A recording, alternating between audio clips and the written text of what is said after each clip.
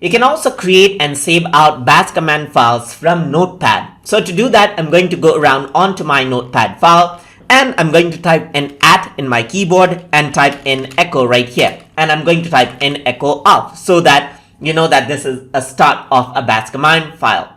So now once I open up the command prompt, I want text to be displayed right here. So I'm going to type in echo, which will display a text. So I'm going to type in echo welcome to TutorTube right here. So this is going to be welcome to TutorTube. So I'm just going to type in TutorTube right here.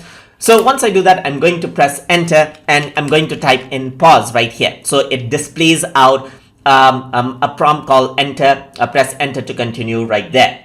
So over here, that is what is going to be displayed. And let's say I want it to display another message right here. I'm going to type echo right here and I'm going to say keep on watching right here. And again, there is going to be pause and another echo right here. So ECHO, and then I'm going to type in, let's say, keep on learning right here, just like this. So once I do this, I'm going to hit pause and let's say I want a command to be actually executed right here. So let's say I want this this to go around into like dir right here. So let's say I want it to display a directory of the C drive right here. So there's going to be another pause right here and then another echo right here. So I'm going to say end of command right here, end of command, just like this.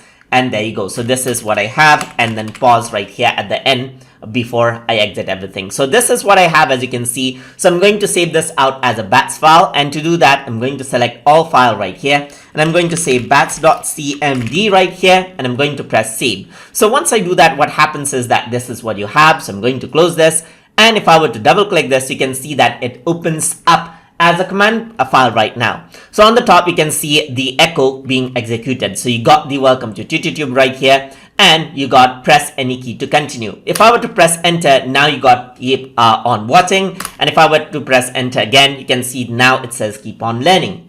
And after that, I had a command right here. So if I were to press enter, it lists out everything over here on C drive, as you can see, and it says press any key to continue. So over here, I can press enter again, and now what happens is that it says end of command, and since I have nothing after that, I can press enter and it exits out. And that is how you can save out bash commands from Notepad as well. So I hope you guys learned something as always, and as always, please like, comment, share, and subscribe.